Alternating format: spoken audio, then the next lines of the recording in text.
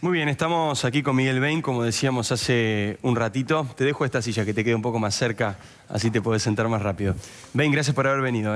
Gracias por invitarme. Muy bien, hoy asumieron formalmente tanto Duhovne como Caputo, los dos nuevos integrantes del gabinete económico de Mauricio Macri. ¿Cuál es la economía que se viene en la Argentina? ¿Vamos a tener un 2017 mejor que el año que pasó? Sí. 2016 estaba claro que iba a ser un año malo. Eso ya se sabía hace un año atrás. Cuando vos tenés que mover precios relativos, tenés que mover el tipo de cambio porque está muy atrasado, o tenés que mover tarifas porque gastabas 4 puntos del producto en subsidios porque no se cobraba la luz, el agua, el gas, o se regalaba el transporte. Bueno, entonces, digo, lo que te pasa es que el dólar se mueve 60%, las tarifas 160%, los salarios 32%. Digo, no hay que haber estudiado en el exterior para saber que el salario real va a caer. La inflación le va a ganar a los salarios. Cuando la inflación le gana a los salarios por mucho, por 7, 8 puntos, la economía cae porque el consumo es 75% de esta economía y los que consumen son mayoritariamente la gente de trabajo, que en general no ahorra, no tiene de dónde sacar. Claro. Entonces, nosotros sabíamos que la economía iba a caer. Cuando dice nosotros se refiere, por ejemplo, a Scioli, digo, ¿había otro camino? No sé, digo, ¿O Scioli hubiese tenido que hacer lo mismo? Digo... No sé si lo mismo, digo... Había cosas que había que hacerlas, obviamente. No hay una única manera de recuperar precios relativos o de mover el tipo de cambio o ir con las tarifas. Lo único que estaba muy claro es que el tipo de cambio estaba muy atrasado, por eso había una fuga de divisas fenomenal y la gente buscaba comprar dólares de cualquier manera. Las empresas buscaban importar materia prima que no iban a usar porque era como tener dólares. Digo, se sabía que no se podía seguir trabajando regalando los servicios públicos porque se habían perdido las reservas de petróleo, las reservas de gas. La infraestructura vial estaba mal. O sea, había cosas que había que hacer, no necesariamente de la forma en que se hicieron, pero el diagnóstico grueso es que había que hacerlas.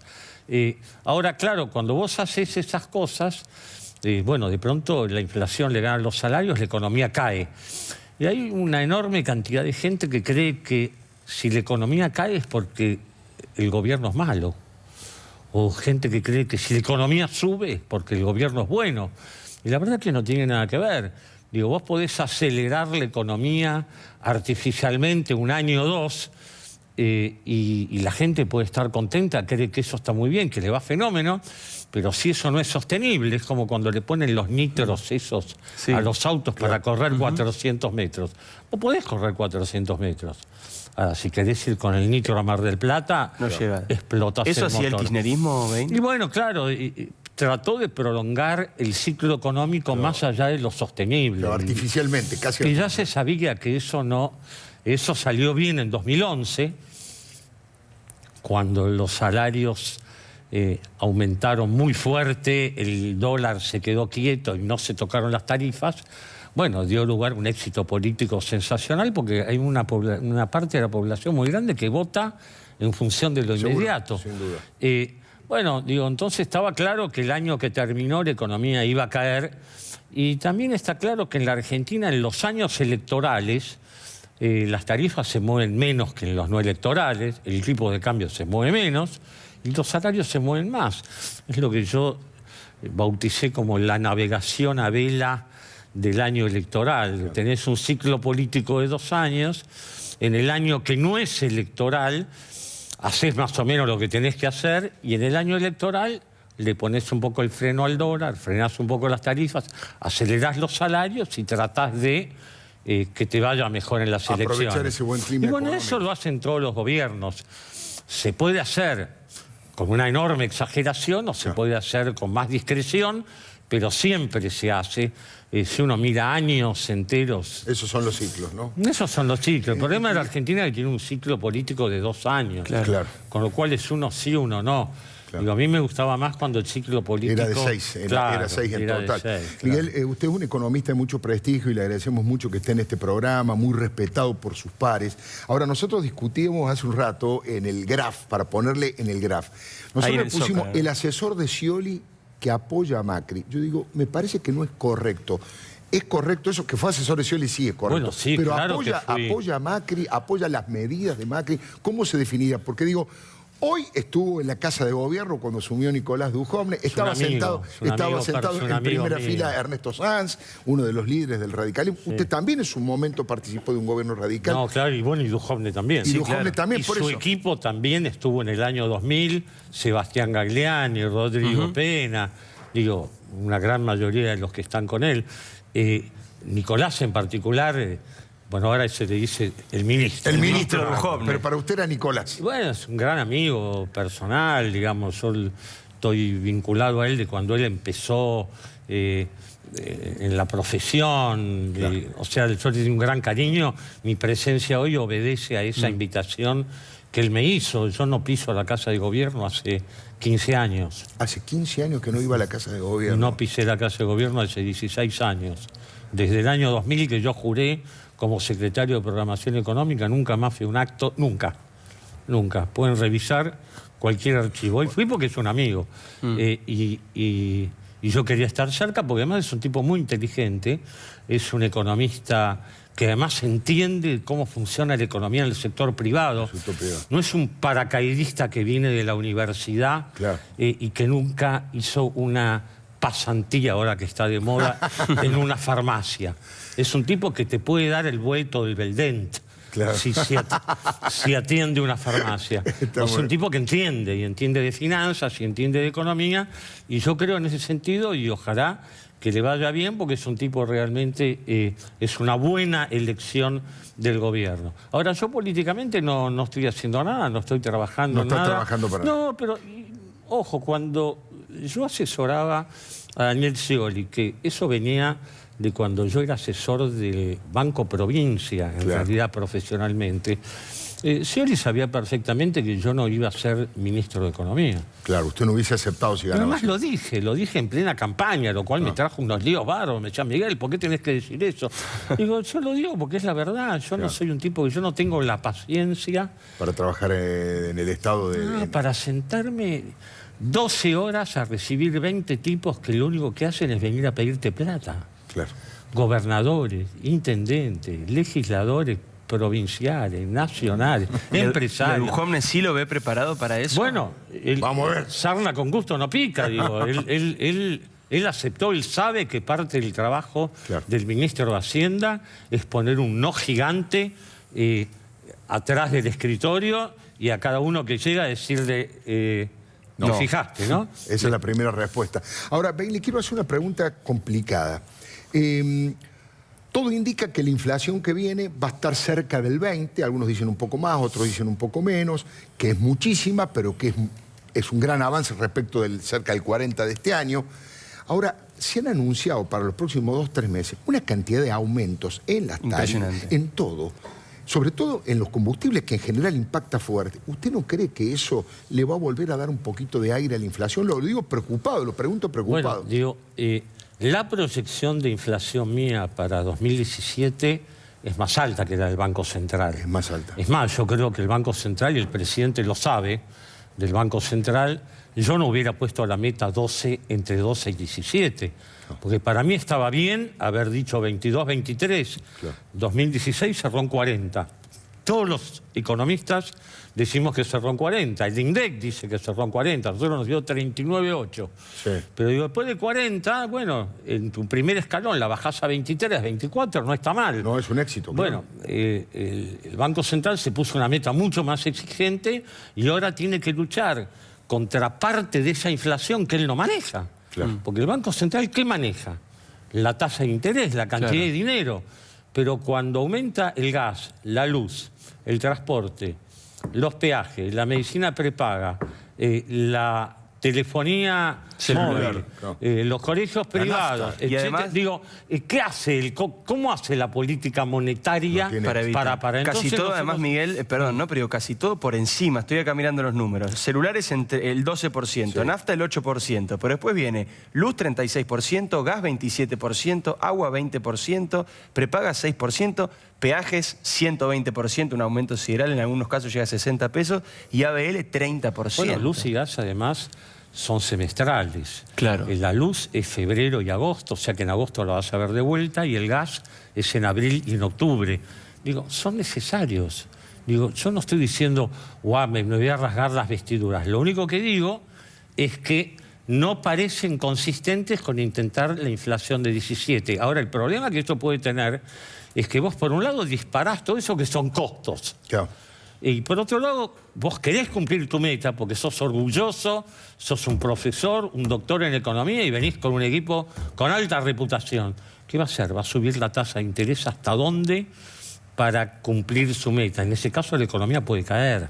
Por eso digo, nosotros tenemos 23% de proyección de inflación, de los cuales hay 3 puntos y medio que son recomposición de tarifas. Claro. El resto nos da 20, no nos da 12 o 14 o 15. O sea que estaría incluida esta recomposición de tarifas en ese 23. En ese 23 y medio. 5. Pero bueno, pero también pensamos que es muy difícil cerrar convenios colectivos en la zona de 18 o 20%. Esa es la gran pregunta también, ¿no? Si este año, en realidad, el 2017, los salarios le van a ganar a la inflación. Mira, si no le ganan a la inflación, mis proyecciones de crecimiento Se cae. van a fracasar. Y va a fracasar el gobierno. La en las única elecciones. forma de que la economía crezca los 5 puntos que yo digo que va a crecer es que 2 puntos crezca por la obra pública. Y ahí vamos bien.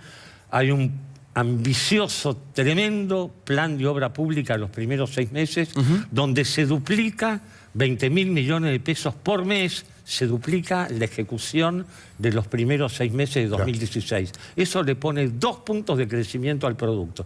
Los otros 3 tienen que venir por el consumo.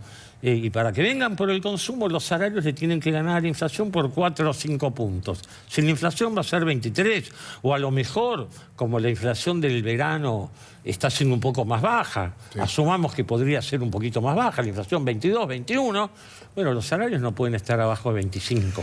Miguel Bain, le pregunto por Vaca Muerta. ¿Es realmente lo que el presidente ha dicho? Se ha manejado con mucho optimismo. Habló de que una verdadera revolución del empleo va a generar, que van a venir inversiones realmente importantísimas. Sí me parece interesante desde el punto de vista político este tipo de acuerdo que llevó a alguien como Guillermo Pereira, un dirigente sindical de petroleros, a adecuarse para permitir que vengan las inversiones. Pero ¿es tan fuerte el rol que puede jugar Vaca Muerta? Sí. Digo, esto es como los tesoros de los barcos hundidos. Digo, el tesoro está.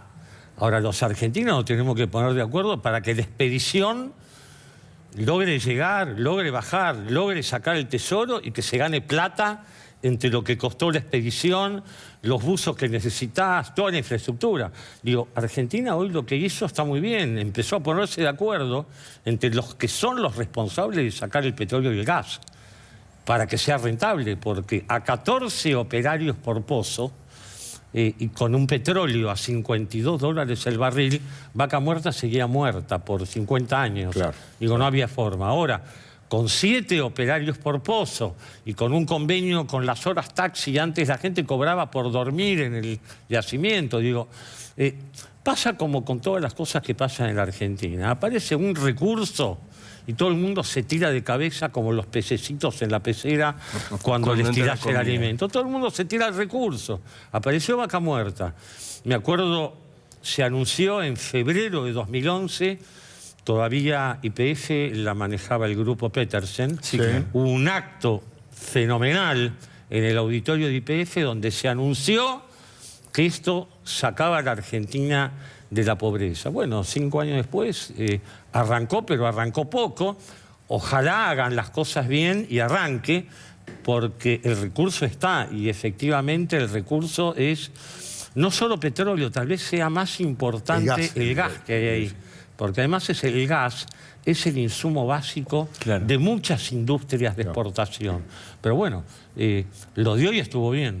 Ahora, usted recién bien hablaba de 5 puntos de crecimiento proyectado que tiene para el año que viene, si es que se dan ciertas condiciones que usted planteaba, que es obviamente un dato alentador. 5 puntos de crecimiento es un dato alentador.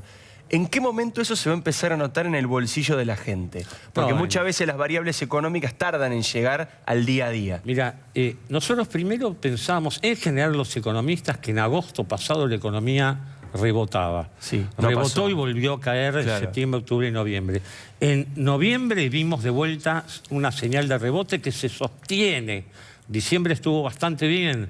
Cuando uno pregunta a todas las grandes cadenas de electrodomésticos, yo trabajo con ellas, o sea, puedo hablar Con conocimiento, no claro. por boca de ganso, digamos. Bueno, las ventas de diciembre estuvieron bien, lo cual tampoco debe sorprender. El gobierno volcó 20.000 millones de pesos al consumo, por el lado del aguinaldo, por los bonos, la asignación universal, las jubilaciones, el plan de 18 cuotas. O sea, la economía empezó a sostenerse. Y el arranque definitivo lo vamos a tener con la obra pública ahora a partir de enero, febrero, que ya va a notar, y a eso se le va a enganchar las nuevas paritarias que son en abril y mayo. Ahí se va a ver muy claramente la confluencia de la cosecha gruesa, donde en el caso del maíz va a ser un récord histórico absoluto, va a haber 35 millones de toneladas de producción de maíz, junto con los salarios nuevos de las paritarias. Ahí vamos a tener ya la economía moviéndose. ¿Y cuál es el peligro? ¿A qué le tenemos que tener miedo que pase en el 2017 para que esta proyección, que es alentadora, finalmente no funcione? Yo diría que hay dos peligros. Uno que es interno, que es que de pronto haya un diagnóstico equivocado. Que alguien en el gobierno crea que con salarios al 18% el consumo se va a reactivar. Esa persona, sea un ministro o quien sea, está completamente equivocado. Si el gobierno empuja las paritarias al 18%, el gobierno lo que va a estar es empujando la economía para atrás y empujando al gobierno políticamente para atrás. Lo digo sin nombrar a nadie, pero lo digo con una intencionalidad Sí, porque hay gente en el gobierno que ha planteado eso. bien clara. Y el segundo peligro viene de afuera. Claro.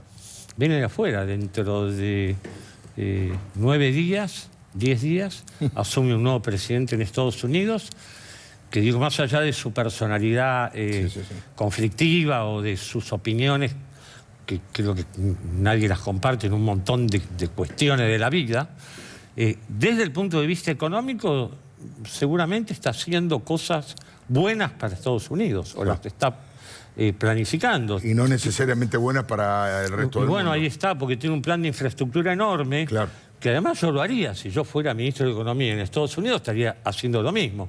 Digo, vos tenés el dólar, podés emitir dólares, podés endeudarte en el mundo y tenés toda la infraestructura caída de la mitad de tu país, sos la potencia económica del mundo. Claro. O sea, bingo, es cantado, sacás la bolilla 1, dice plan de infraestructura, Claro. a todos los que me votaron del centro de los Estados Unidos. Ahora eso puede hacer aumentar fuertemente el déficit fiscal. Al aumentar el déficit fiscal puede hacer que los Estados Unidos tengan que emitir muchos bonos para financiarse y el mercado mundial le puede pedir más tasa de interés, que es lo que empezó a pasar. Si le piden más tasa a ellos... Ya. Imagínate a nosotros.